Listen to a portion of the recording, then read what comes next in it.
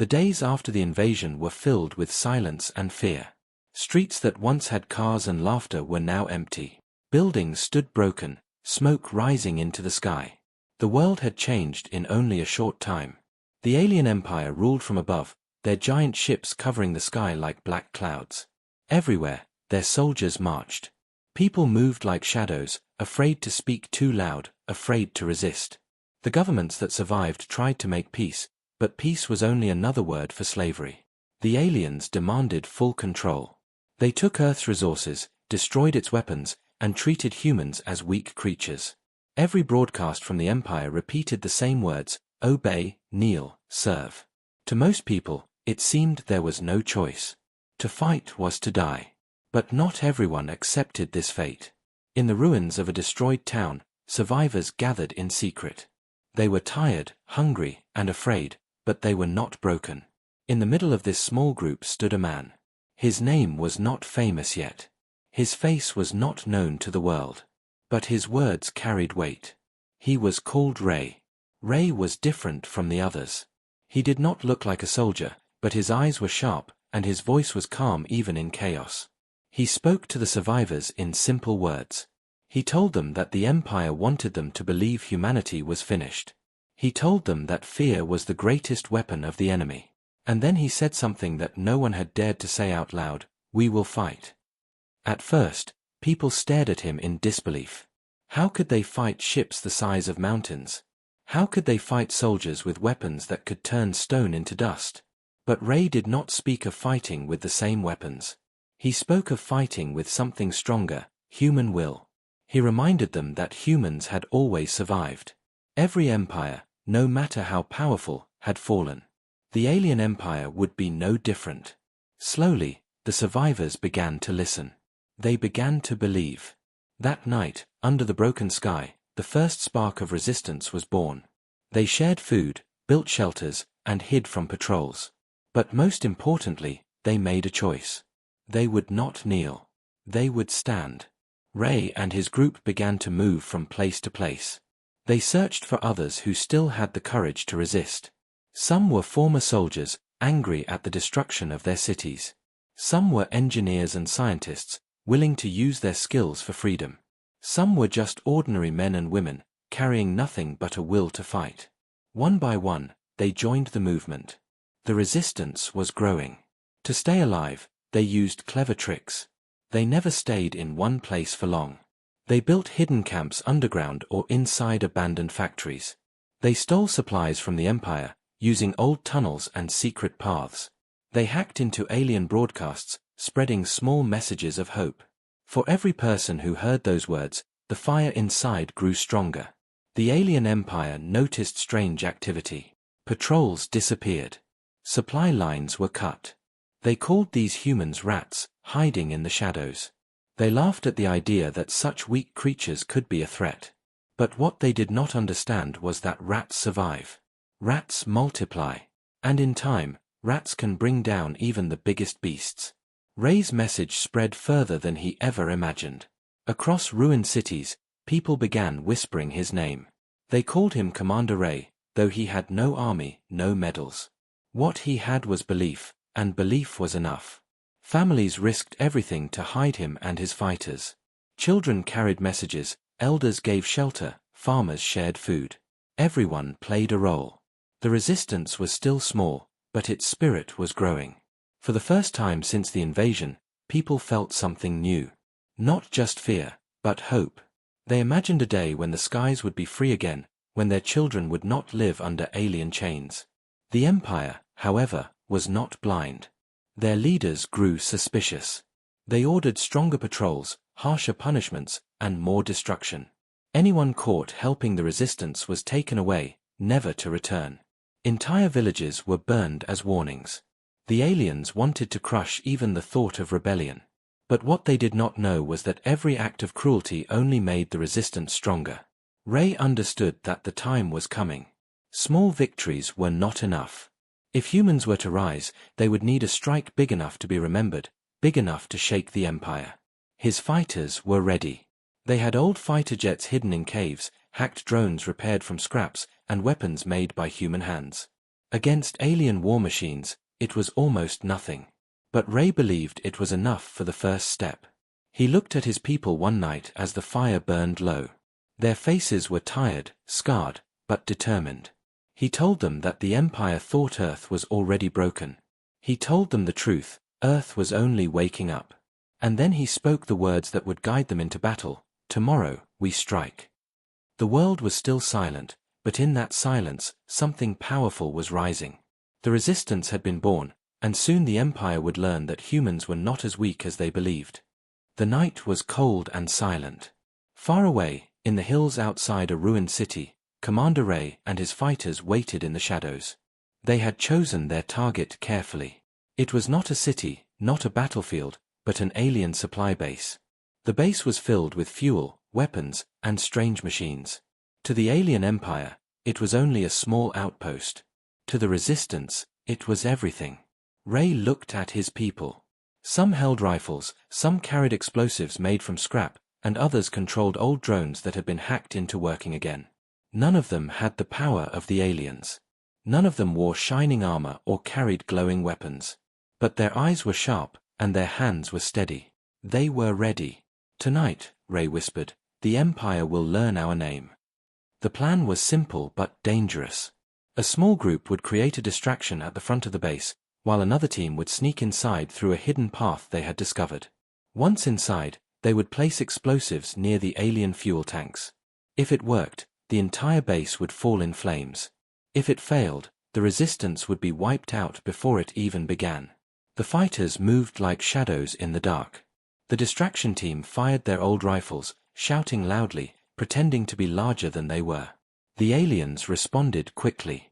Strange lights cut through the darkness as alien soldiers fired their energy weapons. The ground shook with every blast. Meanwhile, Ray's team crawled through a broken drainage tunnel that led under the base.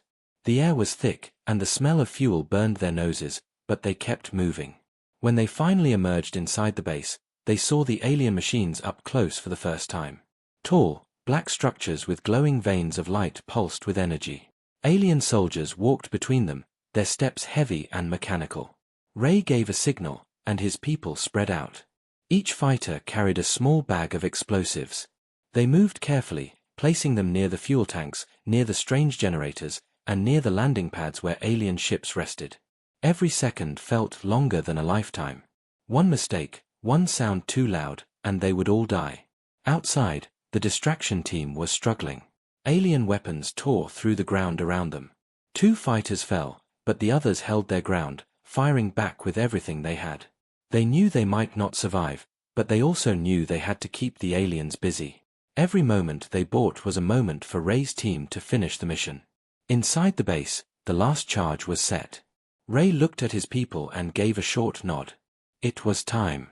They moved quickly toward the tunnel, but suddenly, an alien patrol appeared in front of them.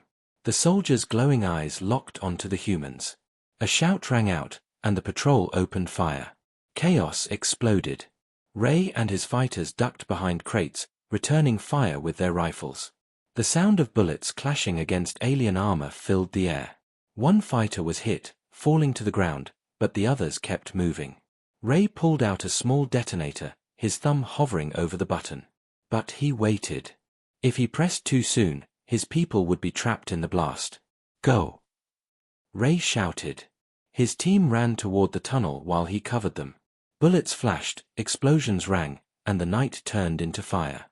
When the last of his fighters were clear, Ray pressed the button. The world shook. A fireball rose high into the sky as the base exploded. Alien machines shattered, fuel tanks burst, and the air turned into a storm of flames.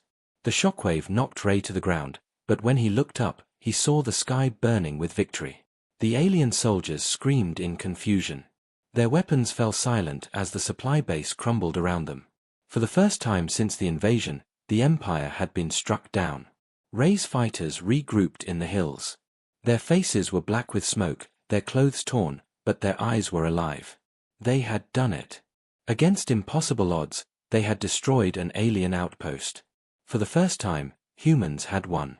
News of the strike spread faster than fire. Survivors whispered to each other in the ruins of cities. They whispered that the aliens were not invincible, that humans had fought back and lived. They whispered the name of the man who had led them, Commander Ray. Across the world, hidden groups of survivors began to rise. They were no longer afraid to resist.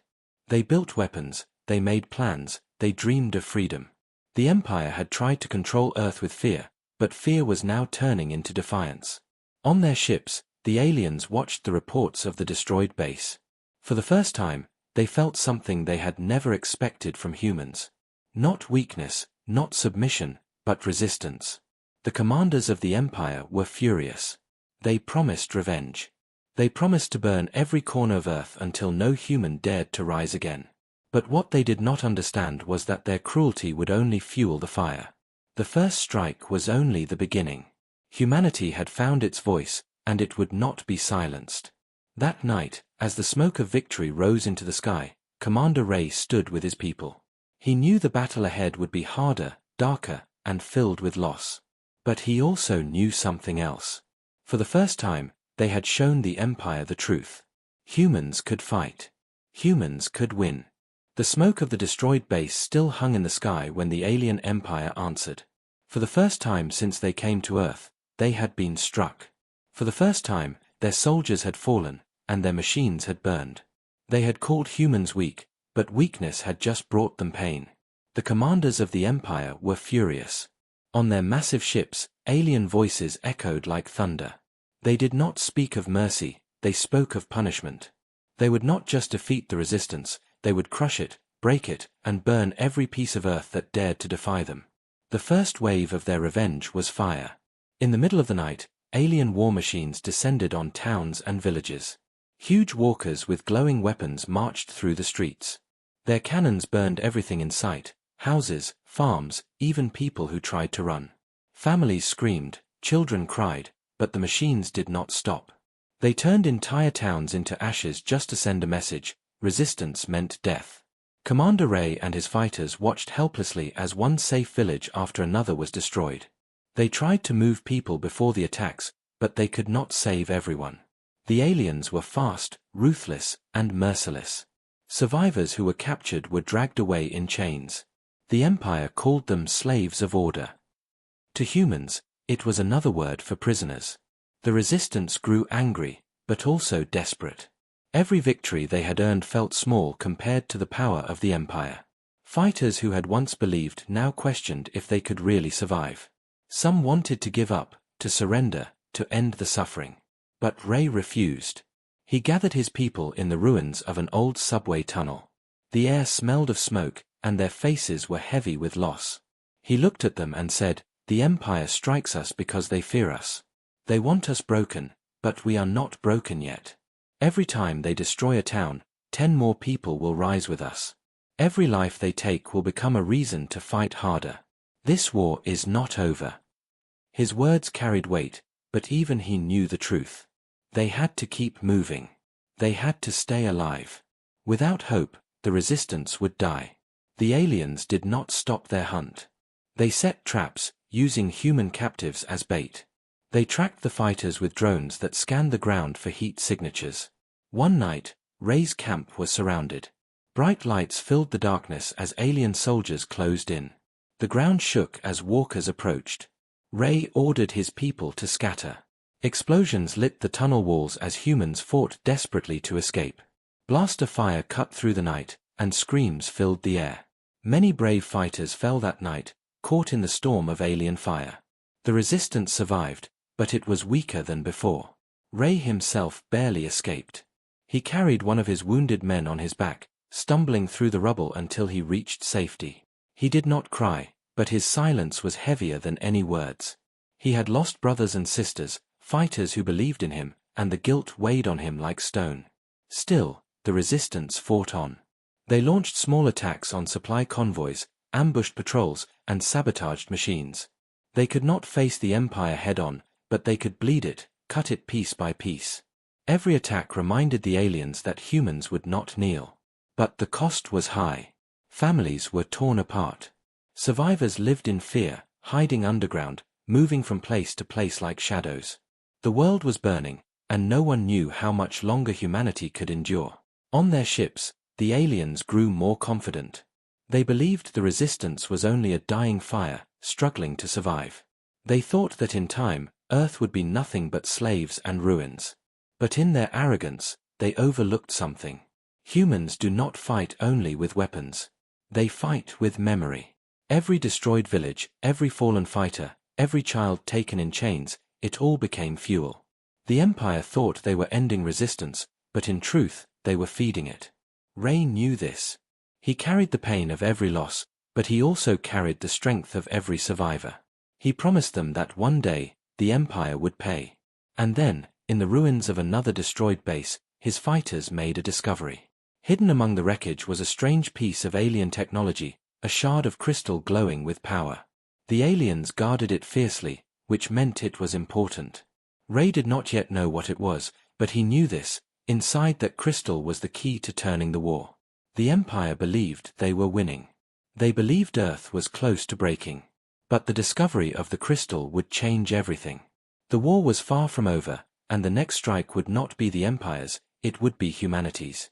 The shard of crystal they had found was unlike anything humans had ever seen. It pulsed with a soft blue glow, as if it was alive. The fighters of the Resistance did not know what it was, but they knew one thing: the aliens guarded it like treasure. That meant it was important. Rey ordered the shard to be taken to an old bunker hidden in the mountains. There, scientists and engineers who had joined the Resistance studied it day and night. The crystal gave off strange energy stronger than anything humans had ever measured. It was not fuel like oil or gas. It was something far beyond. One of the scientists, a woman named Dr. Alara, was the first to understand.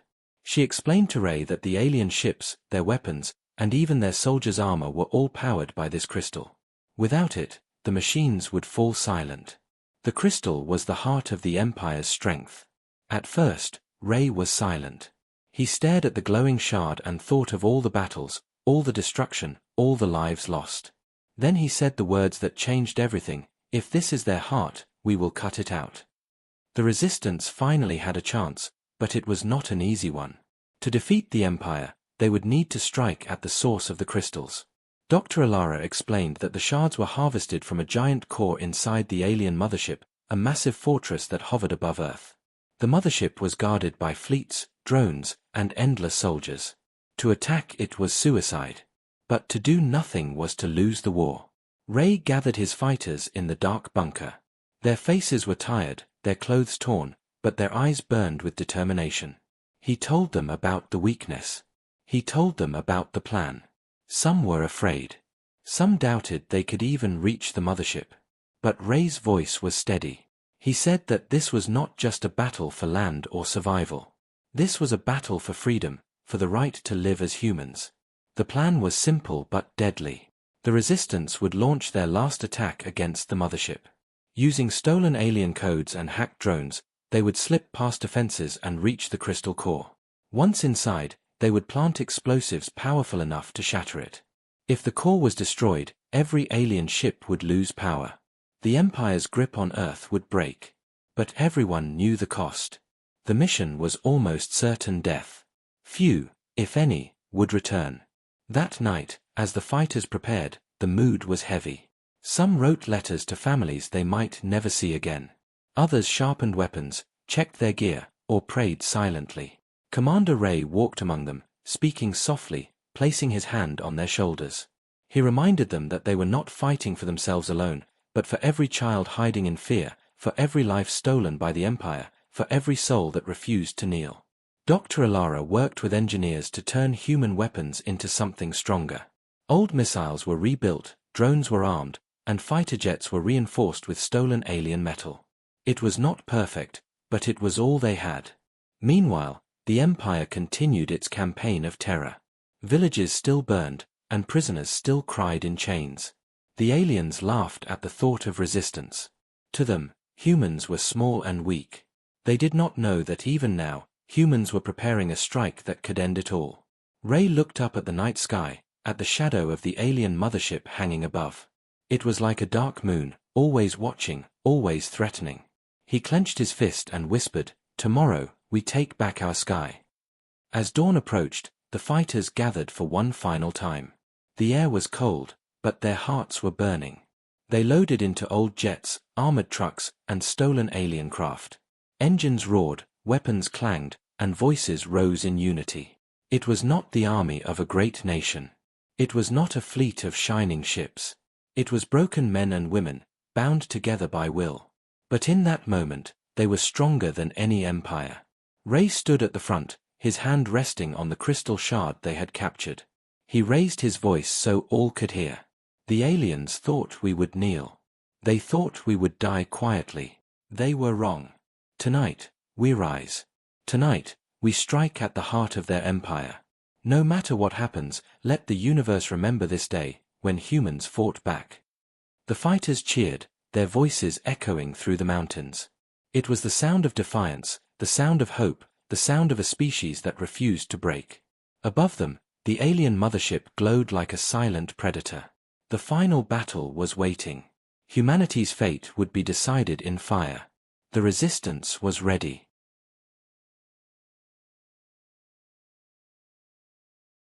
The night sky was calm at first. Stars shined over the cities of Earth, and people lived their normal lives. Then, without warning, the calm was broken. Strange lights appeared high above the atmosphere.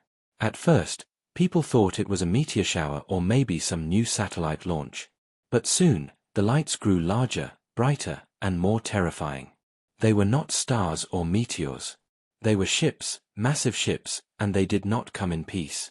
One by one, the alien ships entered Earth's orbit. They were black and silver, with glowing red marks across their bodies, like scars of war from another galaxy. The ships were so huge that they covered the stars, turning night into a darker night. Panic spread quickly. Phones rang, televisions flashed with breaking news, and people ran outside just to stare at the sky. The invasion had begun, and there was no place to hide. The alien empire made their presence clear. A giant screen opened in the sky, formed by some strange technology. On it appeared the leader of the empire.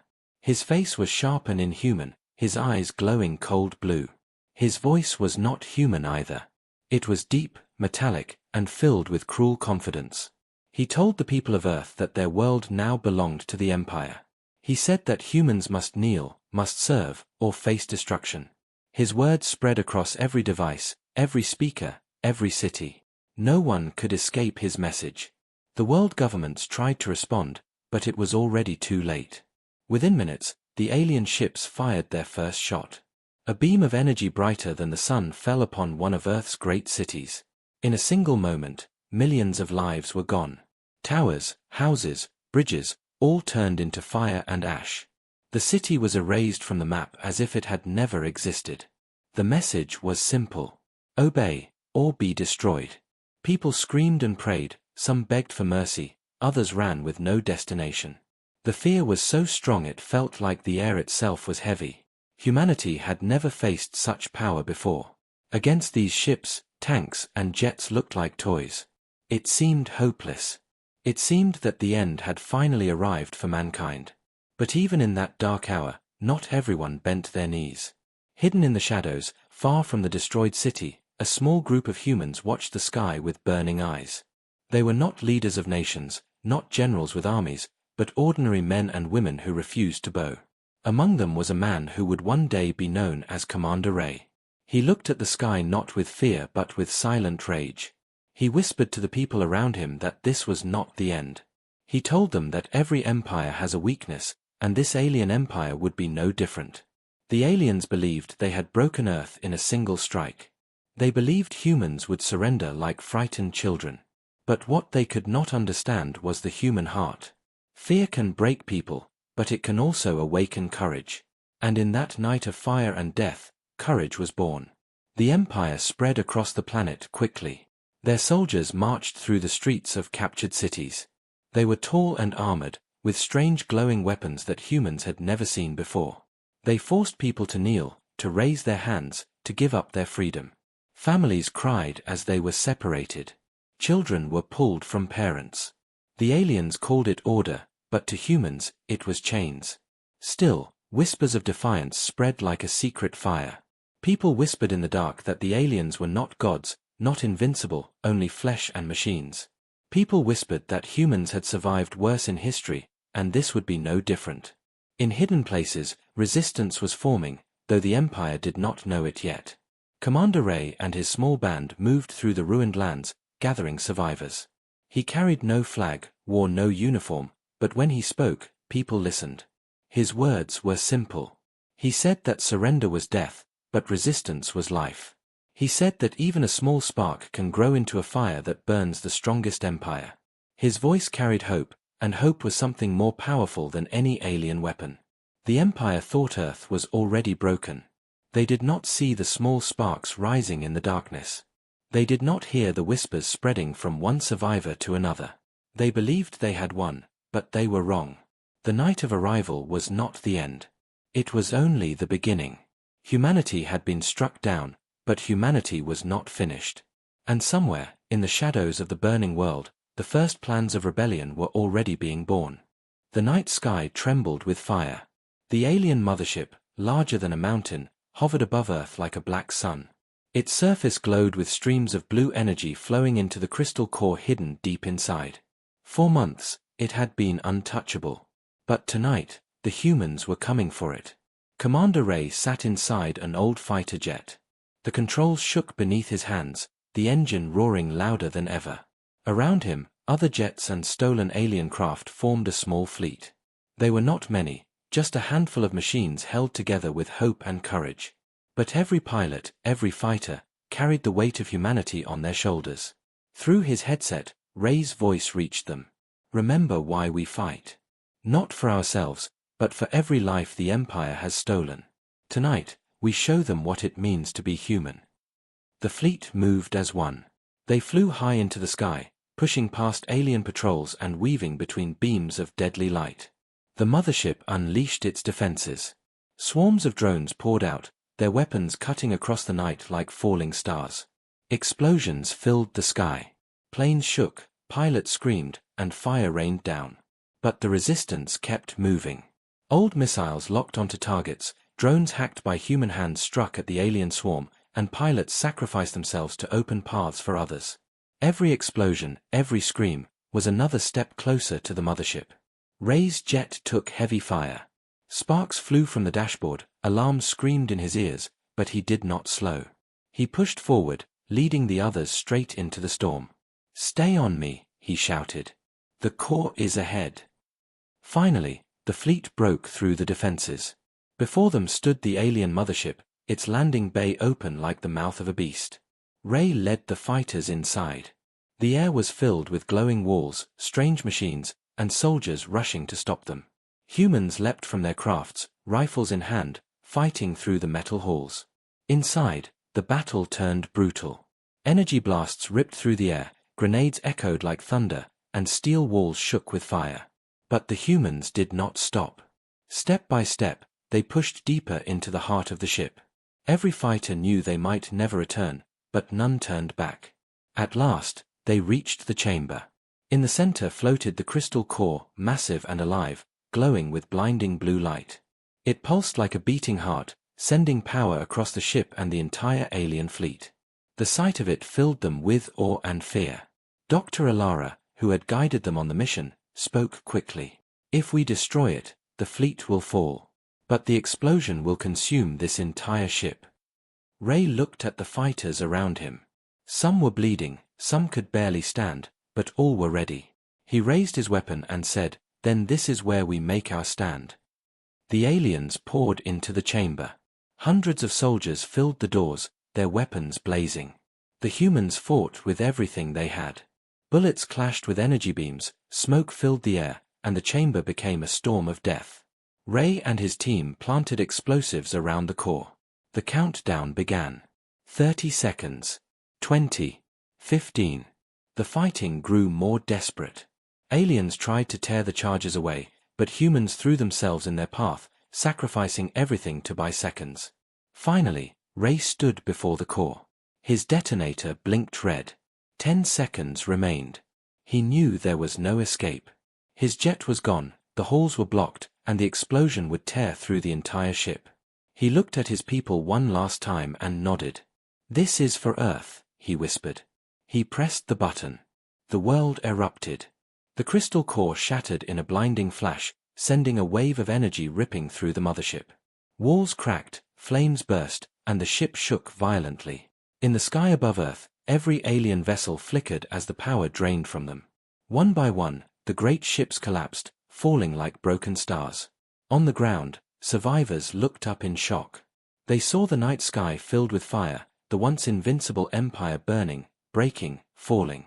Cheers rose from the ruins, tears filled eyes, and for the first time since the invasion, hope filled the air.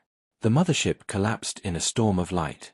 Commander Ray and his fighters were gone, but their sacrifice had freed the world. The alien empire had believed humans were weak. They had believed humans would kneel. But they were wrong. Humanity had fought back. Humanity had won.